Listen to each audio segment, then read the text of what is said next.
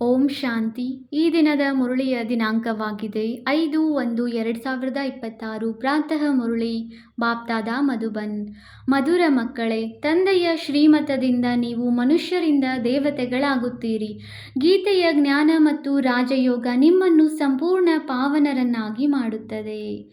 ಪ್ರಶ್ನೆಯಾಗಿದೆ, ಸತ್ಯ ಯುಗದಲ್ಲಿ ಪ್ರತಿಯೊಂದು ವಸ್ತು ಒಳ್ಳೆಯದಕ್ಕಿಂತ ಒಳ್ಳೆಯ ಸತೋಪ್ರಧಾನವಾಗಿರುತ್ತದೆ ಏಕೆ? ಉತ್ತರ, ಏಕೆಂದರೆ ಅಲ್ಲಿ ಮನುಷ್ಯ ಸತೋಪ್ರಧಾನವಾಗಿರುತ್ತಾರೆ. ಯಾವಾಗ ಮನುಷ್ಯ ಒಳ್ಳೆಯವರಾಗಿರುತ್ತಾರೆ ಆಗ ಸಾಮಗ್ರಿಗಳು ಒಳ್ಳೆಯದಾಗಿರುತ್ತದೆ ಮತ್ತು ಮನುಷ್ಯ ಕೆಟ್ಟವರಾಗಿದ್ದಾಗ ಸಾಮಗ್ರಿಗಳು ನಷ್ಟಕರವಾಗಿರುತ್ತವೆ. ಸತೋಪ್ರಧಾನ ಸೃಷ್ಟಿಯಲ್ಲಿ ಯಾವುದೇ ವಸ್ತು ಅಪ್ರಾಪ್ತಿ ಇಲ್ಲ, ಏನೂ ಎಲ್ಲಿಯೂ ಬೇಡಬೇಕಾಗಿಲ್ಲ. ಓಂ ಶಾಂತಿ. ತಂದೆಯು ಈ ಶರೀರದ ಮೂಲಕ ತಿಳಿಸುತ್ತಾರೆ, ಇದಕ್ಕೆ ಜೀವ ಎಂದು ಹೇಳಲಾಗುತ್ತದೆ. ಇದರಲ್ಲಿ ಆತ್ಮವೂ ಇದೆ ಮತ್ತು ನೀವು ಮಕ್ಕಳು ತಿಳಿದುಕೊಂಡಿದ್ದೀರಿ. ಪರಮಪಿತ ಪರಮಾತ್ಮನು ಇವರಲ್ಲಿದ್ದಾರೆ. ಇದು ಮೊಟ್ಟ ಮೊದಲು ಪಕ್ಕಾ ಆಗಬೇಕು. ಆದ್ದರಿಂದ ಇವರಿಗೆ ದಾದಾ ಎಂತಲೂ ಹೇಳುತ್ತಾರೆ. ಇದಂತೂ ಮಕ್ಕಳಿಗೆ ನಿಶ್ಚಯವಿದೆ. ಈ ನಿಶ್ಚಯದಲ್ಲಿಯೇ ಮನನ ಮಾಡಬೇಕಾಗಿದೆ. ಅವಶ್ಯವಾಗಿ ತಂದೆಯು ಯಾರಲ್ಲಿ ಅವತರಿಸಿದ್ದಾರೆಯೋ ಅವರ ಪ್ರತಿ ಸ್ವಯಂ ತಂದೆಯೇ ಹೇಳುತ್ತಾರೆ, ನಾನು ಇವರ ಬಹಳ ಜನ್ಮಗಳ ಅಂತಿಮದಲ್ಲಿಯೂ ಅಂತ್ಯದಲ್ಲಿ ಬರುತ್ತೇನೆ. ಇದು ಸರ್ವಶಾಸ್ತ್ರ ಶಿರೋಮಣಿ ಗೀತಾ ಜ್ಞಾನವಾಗಿದೆ. ಶ್ರೀಮತ ಎಂದರೆ ಶ್ರೇಷ್ಠ ಮತ, ಶ್ರೇಷ್ಠಾತಿಶ್ರೇಷ್ಠ ಭಗವಂತನದು ಶ್ರೇಷ್ಠಾತಿಶ್ರೇಷ್ಠ ಮತವಾಗಿದೆ. ಯಾರ ಶ್ರೀಮತದಿಂದ ನೀವು ಮನುಷ್ಯರಿಂದ ದೇವತೆಗಳಾಗುತ್ತೀರಿ, ನೀವು ಭ್ರಷ್ಟ ಮನುಷ್ಯರಿಂದ ಶ್ರೇಷ್ಠ ದೇವತೆಗಳಾಗುತ್ತೀರಿ. ನೀವು ಇದಕ್ಕಾಗಿಯೇ ಬರುತ್ತೀರಿ. ತಂದೆಯೂ ಸಹ ಹೇಳುತ್ತಾರೆ, ನಾನು ನಿಮ್ಮನ್ನು ಶ್ರೇಷ್ಠಾಚಾರಿಗಳು ನಿರ್ವಿಕಾರಿ ಮತದ ದೇವಿ ದೇವತೆಗಳನ್ನಾಗಿ ಮಾಡಲು ಬರುತ್ತೇನೆ. ಮನುಷ್ಯರಿಂದ ದೇವತೆಗಳಾಗುವ ಅರ್ಥವನ್ನು ತಿಳಿಯಬೇಕಾಗಿದೆ. ವಿಕಾರಿ ಮನುಷ್ಯರಿಂದ ನಿರ್ವಿಕಾರಿ ದೇವತೆಗಳನ್ನಾಗಿ ಮಾಡಲು ಬರುತ್ತೇನೆ. ಸತ್ಯ ಯುಗದಲ್ಲಿಯೂ ಮನುಷ್ಯರಿರುತ್ತಾರೆ, ಆದರೆ ದೈವಿ ಗುಣವುಳ್ಳವರು. ಈಗ ಕಲಿಯುಗದಲ್ಲಿ ಆಸುರಿ ಗುಣಗಳನ್ನು ಹೊಂದಿದ ಮನುಷ್ಯರಿದ್ದಾರೆ. ಎಲ್ಲವೂ ಮನುಷ್ಯ ಸೃಷ್ಟಿಯಾಗಿದೆ, ಆದರೆ ಅವರು ಈಶ್ವರೀಯ ಬುದ್ಧಿಯವರು.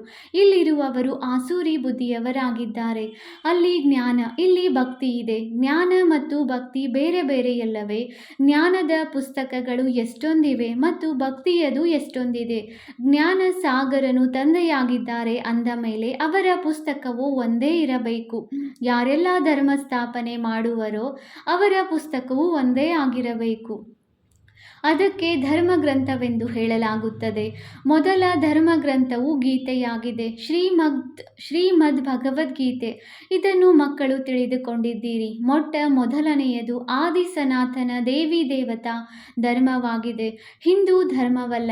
ಗೀತೆಯಿಂದ ಹಿಂದೂ ಧರ್ಮ ಸ್ಥಾಪನೆಯಾಯಿತು ಮತ್ತು ಕೃಷ್ಣನು ಗೀತೆಯನ್ನು ನುಡಿಸಿದನೆಂದು ಮನುಷ್ಯರು ತಿಳಿಯುತ್ತಾರೆ. ಯಾರೊಂದಿಗೆ ಕೇಳಿದರೂ ಸಹ ಪರಂಪರೆಯಿಂದ ಇದನ್ನು ಕೃಷ್ಣನು ಹೇಳಿದ್ದಾರೆಂದು ಹೇಳುತ್ತಾರೆ. ಯಾವುದೇ ಶಾಸ್ತ್ರದಲ್ಲಿ ಶಿವ ಭಗವಾನ್ ವಾಚವಿಲ್ಲ. ಶ್ರೀಮತ್ ಕೃಷ್ಣ ಭಗವಾನ್ ವಾಚ್ ಎಂದು ಬರೆದು ಬಿಟ್ಟಿದ್ದಾರೆ. ಯಾರು ಗೀತೆಯನ್ನು ಓದಿರುವರೋ ಅವರಿಗೆ ಸಹಜವಾಗಿ ಅರ್ಥವಾಗುವುದು. ನೀವೀಗ ತಿಳಿದುಕೊಳ್ಳುತ್ತೀರಿ. ಇದೇ ಗೀತಾಜ್ಞಾನದಿಂದ ಮನುಷ್ಯರಿಂದ ದೇವತೆಗಳಾಗಿದ್ದಾರೆ. ಯಾವ ಜ್ಞಾನವನ್ನು ಈಗಲೂ ಸಹ ತಂದೆಯು ನಮಗೆ ಕೊಡುತ್ತಿದ್ದಾರೆ. ರಾಜಯೋಗವನ್ನು ಕಲಿಸುತ್ತಿದ್ದಾರೆ, ಪವಿತ್ರತೆಯನ್ನು ಕಲಿಸುತ್ತಿದ್ದಾರೆ. ಕಾಮ ಮಹಾಶತ್ರುವಾಗಿದೆ. ಇದರ ಮೂಲಕವೇ ನೀವು ಸೋಲನ್ನು ಅನುಭವಿಸಿದ್ದೀರಿ. ಈಗ ಮತ್ತೆ ಅದರ ಮೇಲೆ ಜಯ ಗಳಿಸಿದರೆ ಜಗಜ್ಜೀತರು ಅರ್ಥಾತ್ ವಿಶ್ವದ ಮಾಲೀಕರಾಗಿ ಬಿಡುತ್ತೀರಿ. ಇದು ಬಹಳ ಸಹಜವಾಗಿದೆ. ಬೇಹದ್ದಿನ ತಂದೆಯು ಕುಳಿತು ಇವರ ಬ್ರಹ್ಮ ತಂದೆಯ ಮೂಲಕ ನಿಮಗೆ ಓದಿಸುತ್ತಾರೆ. ಅವರು ಎಲ್ಲ ಆತ್ಮರ ತಂದೆಯಾಗಿದ್ದಾರೆ. ಈ ಬ್ರಹ್ಮರವರು ಮನುಷ್ಯರ ಬೇಹದ್ದಿನ ತಂದೆಯಾಗಿದ್ದಾರೆ. ಹೆಸರೇ ಆಗಿದೆ ಪ್ರಜಾಪಿತ ಬ್ರಹ್ಮ. ಬ್ರಹ್ಮನ ತಂದೆಯ ಹೆಸರೇನೆಂದು ನೀವು ಯಾರೊಂದಿಗಾದರೂ ಕೇಳಿದರೆ ಅವರು ತಬ್ಬಿಬ್ಬಾಗುತ್ತಾರೆ. ಬ್ರಹ್ಮ ವಿಷ್ಣು ಶಂಕರರು ರಚನೆಯಾಗಿದ್ದಾರೆ.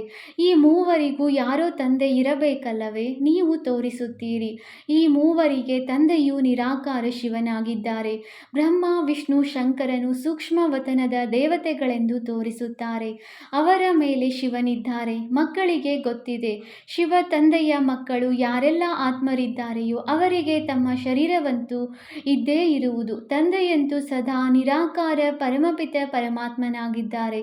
ನಿರಾಕಾರ ಪರಮಪಿತ ಪರಮಾತ್ಮನಿಗೆ ನಾವು ಮಕ್ಕಳಾಗಿದ್ದೇವೆಂದು ನಿಮಗೆ ತಿಳಿದಿದೆ.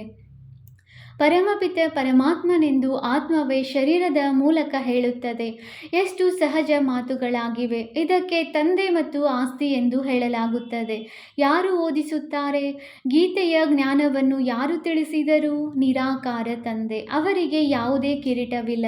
ಅವರು ಜ್ಞಾನಸಾಗರ ಬೀಜರೂಪ ಚೈತನ್ಯನಾಗಿದ್ದಾರೆ.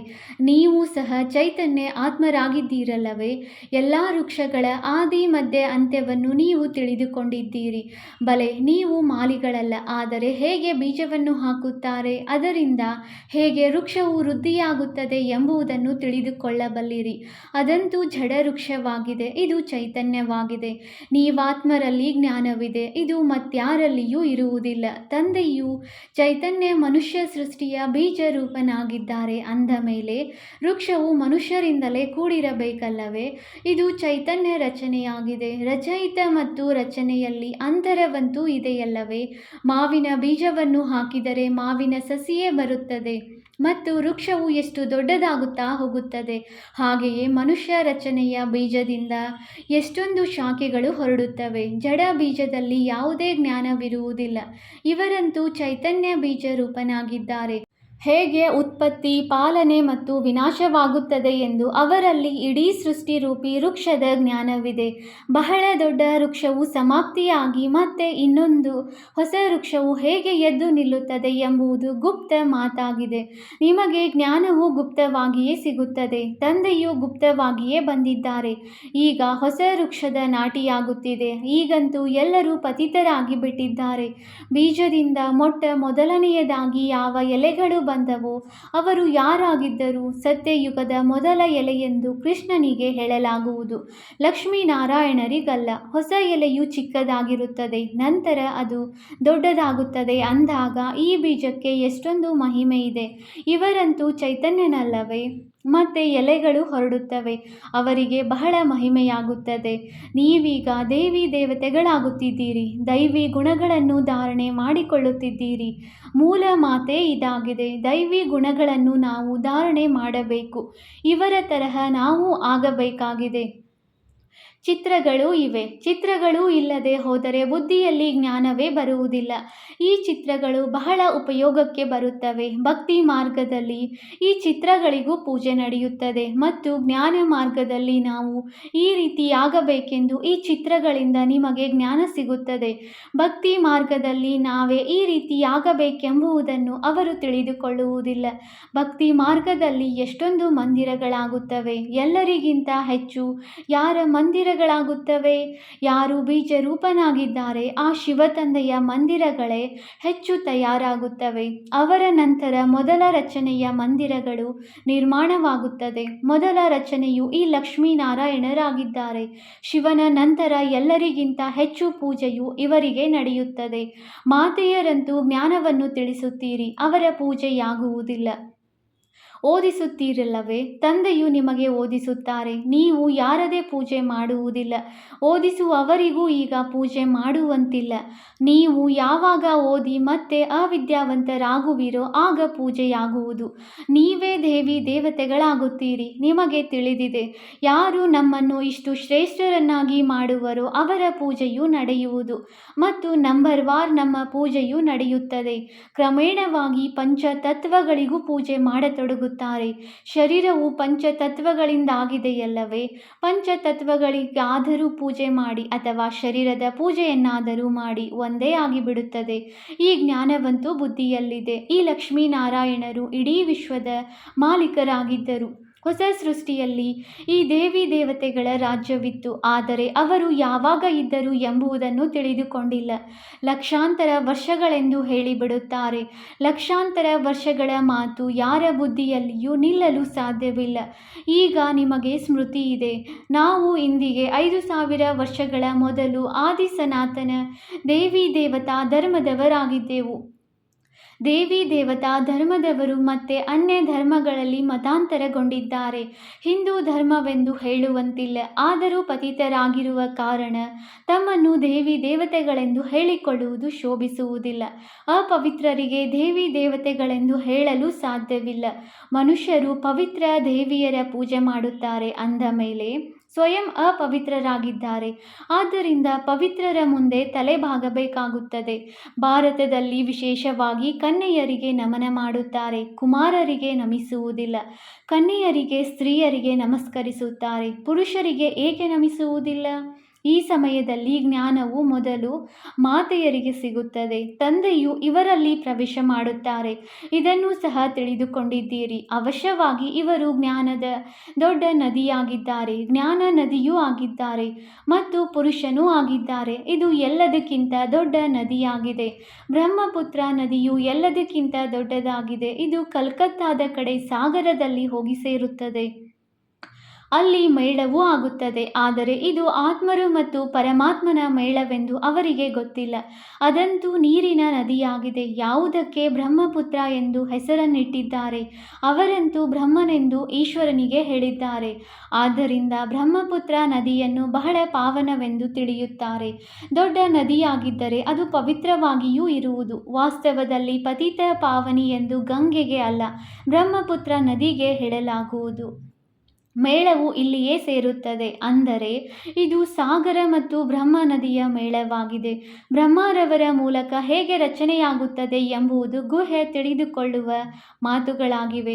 ಇವು ಪ್ರಾಯಲೋಪವಾಗಿ ಬಿಡುತ್ತವೆ. ಇದಂತೂ ಬಹಳ ಸಹಜ ಮಾತಲ್ಲವೇ? ಭಗವಾನ್ ವಾಚ್, ನಾನು ನಿಮಗೆ ರಾಜಯೋಗವನ್ನು ಕಲಿಸುತ್ತೇನೆ, ಮತ್ತೆ ಈ ಪ್ರಪಂಚವೇ ಸಮಾಪ್ತಿಯಾಗಿ ಬಿಡುವುದು. ಶಾಸ್ತ್ರ ಇತ್ಯಾದಿಗಳೇನೂ ಉಳಿಯುವುದಿಲ್ಲ. ಮತ್ತೆ ಭಕ್ತಿ ಮಾರ್ಗದಲ್ಲಿ ಈ ಶಾಸ್ತ್ರಗಳು ರಚಿಸಲ್ಪಡುತ್ತವೆ. ಜ್ಞಾನ ಮಾರ್ಗದಲ್ಲಿ ಶಾಸ್ತ್ರಗಳು ಇರುವುದಿಲ್ಲ. ಈ ಶಾಸ್ತ್ರಗಳು ಪರಂಪರೆಯಿಂದ ನಡೆದು ಬರುತ್ತವೆ ಎಂದು ಮನುಷ್ಯರು ತಿಳಿಯುತ್ತಾರೆ. ಸ್ವಲ್ಪವೂ ಜ್ಞಾನವಿಲ್ಲ. ಕಲ್ಪದ ಆಯಸ್ಸನ್ನು ಲಕ್ಷಾಂತರ ವರ್ಷಗಳೆಂದು ಹೇಳಿಬಿಟ್ಟಿದ್ದಾರೆ. ಆದ್ದರಿಂದ ಪರಂಪರೆ ಎಂದು ಹೇಳಿಬಿಡುತ್ತಾರೆ. ಇದಕ್ಕೆ ಅಜ್ಞಾನ, ಅಂಧಕಾರವೆಂದು ಹೇಳಲಾಗುತ್ತದೆ. ಈಗ ನೀವು ಮಕ್ಕಳಿಗೆ ಈ ಬೇಹದ್ದಿನ ವಿದ್ಯೆಯು ಸಿಗುತ್ತಿದೆ. ಇದರಿಂದ ನೀವು ಆದಿ ಮಧ್ಯ ಅಂತ್ಯದ ರಹಸ್ಯವನ್ನು ತಿಳಿಸಬಲ್ಲಿರಿ.